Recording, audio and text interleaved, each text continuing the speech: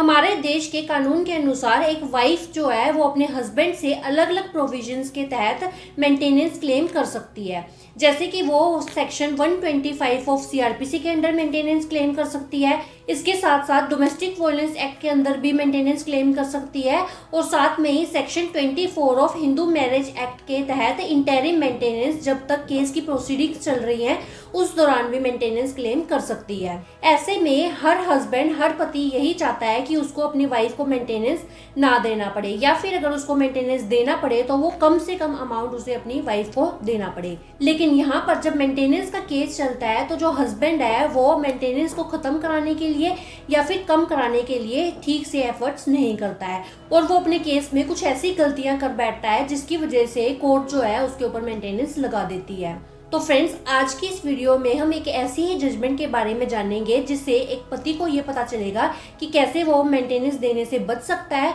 और ऐसी कौन सी गलतियां हैं जो पति को बिल्कुल भी नहीं करनी है जिससे उनको भारी मेंटेनेंस देना पड़ सकता है। तो फ्रेंड्स, मैं हूं एडवोकेट ज्योति और आप देख रहे हैं हमारा चैनल लीगल स्टोर हाउस। अगर आपने हमारे चैनल को अभी तक सब्सक्राइब नहीं किया है तो चैनल को सब्सक्राइब कर लें और नीचे दिए गए बेल आइकन को भी ऑन कर लें, क्योंकि लॉ से रिलेटेड ऐसी इंपॉर्टेंट इन्फॉर्मेशन हम आपके लिए लेके आते रहते हैं। तो फ्रेंड्स, बिना किसी देरी के शुरू करते हैं आज की इस वीडियो को।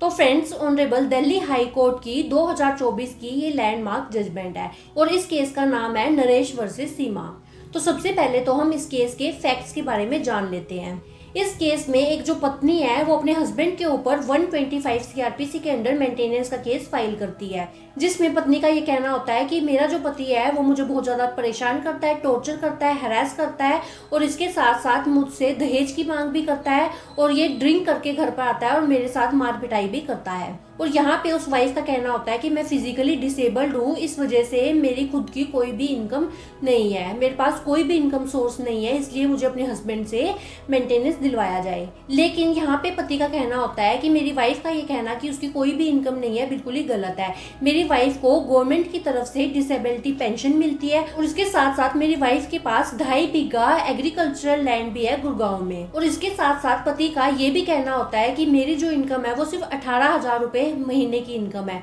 जिसमें से 6,000 रुपए तो मुझे रेंट देने पड़ते हैं और इसके साथ साथ मैंने एक माइनर लड़की को एडॉप्ट भी किया हुआ है जिसका सारा खर्चा जो है वो मुझे उठाना पड़ता है। वो जो माइनर लड़की है वो मेरे ऊपर डिपेंडेंट है, इसीलिए यहाँ पे मेरे खिलाफ मेंटेनेंस देने के ऑर्डर ना किए जाएं। लेकिन इन सब के बावजूद भी जो फैमिली कोर्ट है वो हस्बैंड के ऊपर 6,000 रुपए महीना की मेंटेनेंस लगाने का ऑर्डर कर देती है, जिससे वो हस्बैंड बिल्कुल भी सेटिस्फाइड नहीं होते हैं और वो जाते हैं ऑनरेबल दिल्ली हाई कोर्ट में। अब यहाँ पे ऑनरेबल हाई कोर्ट जो है वो दोनों साइड के आर्ग्यूमेंट सुनने के बाद और इस केस को डिटेल में एनालाइज करने के बाद जो फैमिली कोर्ट का ऑर्डर है उसको सही बताती है और जो हस्बैंड की पिटीशन होती है उसको डिसमिस कर देती है। अब यहाँ पे इस केस में हस्बैंड ने कुछ ऐसी गलतियां की हैं जिसकी वजह से उसके ऊपर ये मेंटेनेंस लग गया है। तो आप सबका भी इन गलतियों के बारे में जानना बहुत ज़्यादा जरूरी है, ताकि आपकी वाइफ अगर आपके ऊपर मेंटेनेंस का केस फाइल करती है तो आप ये गलतियां ना करें और मेंटेनेंस देने से बच सकें।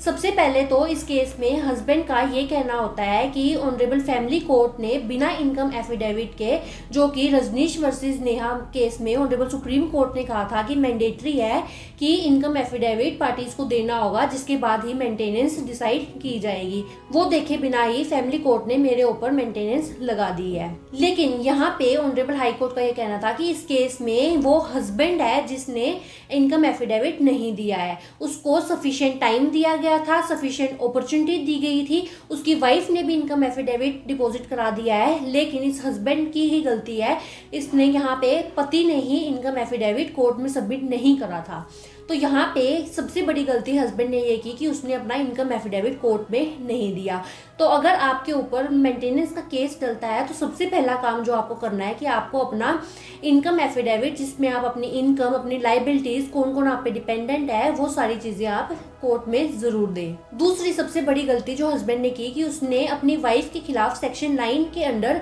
रेस्टिट्यूशन ऑफ कंजुगल राइट्स का केस फाइल किया था, जिसके बीच में जो वो वाइफ है वो सेक्शन 24 की एक एप्लीकेशन कोर्ट में लगाती है, जिसके बाद जो फैमिली कोर्ट है वो उस हस्बैंड को 11,000 रुपए as a litigation expenses wife को देने के ऑर्डर करती है। बट जो वो हस्बैंड है वो कोर्ट के इस ऑर्डर के बावजूद भी अपनी वाइफ को ये जो 11,000 रुपये हैं लिटिगेशन एक्सपेंसेस वो नहीं देता है, जिसके बाद जो कोर्ट है वो 2,000 रुपये की कॉस्ट भी हस्बैंड के ऊपर लगाती है और जो हस्बैंड है वो उसको भी नहीं देता है। और इसके साथ साथ सेक्शन 9 का जो उसने केस फाइल किया था उसके अंदर वो अपीयर भी नहीं होता है। और तीसरी गलती जो हस्बैंड ने यहाँ पे की कि वाइफ ने अपने जो रिलेटिव्स हैं, अपने जो रिश्तेदार हैं, जान पहचान वाले हैं, उनकी गवाही कराई थी, उनका एविडेंस कराया था कि कैसे जो मेरा हस्बैंड है वो मेरे साथ मारपिटाई करता है, टॉर्चर करता है और मेरा हस्बैंड और उसके घर वाले कैसे मुझे परेशान करते हैं। लेकिन यहाँ पे हस्बैंड ने क्या गलती की कि जिन लोगों की गवाही वाइफ ने कराई थी उनका क्रॉस एग्जामिनेशन हस्बैंड ने नहीं करवाया और हस्बैंड ने अपनी तरफ से किसी की भी गवाही नहीं कराई और किसी भी गवाह का क्रॉस एग्जामिनेशन नहीं करवाया। इसके बाद सबसे बड़ी गलती जो हस्बैंड ने की कि उसने कोई भी एविडेंस कोर्ट में नहीं दिया। उसने सिर्फ 1 पेज का एफिडेविट कोर्ट में दिया कि मैं तो अपनी पत्नी के साथ रहना चाहता हूँ। इसके अलावा उसने कोई भी विटनेस, कोई भी प्रूफ और कोई भी एविडेंस कोर्ट में नहीं दिया। यहाँ पे इस केस में जो भी एलिगेशंस पत्नी ने अपने हस्बैंड के ऊपर लगाए थे कि मेरा जो हस्बैंड है वो मुझे टॉर्चर करता है, मुझे परेशान करता है, ड्रिंक करके मेरे साथ मार पिटाई करता है, दहेज की मांग करता है और मेरे हस्बैंड का अफेयर चल रहा है, इसके बारे में हस्बैंड ने कोर्ट में ये तो कहा कि ये सब चीज़ें मैं नहीं करता हूँ। लेकिन हस्बैंड ने इसके रिगार्डिंग कोई भी प्रूफ कोर्ट में नहीं दिया और जो वाइफ के एलिगेशंस है उनको हस्बैंड ने कोर्ट में रिब्यूट नहीं किया, वो उन सब एलिगेशंस को रिब्यूट नहीं कर पाया। तो सिर्फ कहने से कोर्ट ये नहीं मानेगी, आपको कोर्ट में प्रूफ भी देना होता है और अपनी बात को साबित करने के लिए कुछ ना कुछ एविडेंस, कोई प्रूफ या कोई विटनेस कोर्ट में देना होता है। यहाँ पे सबसे बड़ा हथियार, सबसे मेन पॉइंट जो हस्बैंड का था, जिसको अगर वो प्रूफ कर देता तो वो मेंटेनेंस देने से बच सकता था, कि हस्बैंड ने यहाँ पे कहा था कि जो मेरी वाइफ है उसको गवर्नमेंट की तरफ से पेंशन मिलती है और उसके पास एग्रीकल्चर लैंड भी है जहाँ से उसको इनकम आती है। उसने सिर्फ ऐसा कोर्ट में कहा। लेकिन यहाँ पे उस हस्बैंड से गलती क्या हुई कि उसने कोई भी ऐसा प्रूफ नहीं दिया, कोई भी ऐसा डॉक्यूमेंट्री प्रूफ नहीं दिया कि डिसेबिलिटी पेंशन जो है गवर्नमेंट की तरफ से वाइफ को आती है और वाइफ के पास कोई एग्रीकल्चरल लैंड है, इसका भी कोई प्रूफ हस्बैंड ने कोर्ट में नहीं दिया। और साथ में ही हस्बैंड का ये कहना है कि मैंने एक माइनर लड़की को अडॉप्ट किया हुआ है जो मेरे ऊपर डिपेंडेंट है, जिसका सारा खर्चा मुझे उठाना पड़ता है। उसके रिगार्डिंग भी उसने कोर्ट में कोई भी डॉक्यूमेंट ऐसा नहीं दिया, कोई भी ऐसा प्रूफ नहीं दिया जिससे ये साबित हो कि उसने सच में किसी माइनर लड़की को अडॉप्ट किया हुआ है। और इसके साथ साथ हस्बैंड से यहाँ पे गलती हो गई कि उसने ये तो कोर्ट में कह दिया कि 6,000 रुपये मुझे रेंट देना होता है, लेकिन उसका भी उसने कोई प्रूफ कोर्ट में नहीं लगाया। उसने ना ही तो कोई रेंट एग्रीमेंट लगाया है, ना ही कोई रेंट की रिसीप्ट लगाई है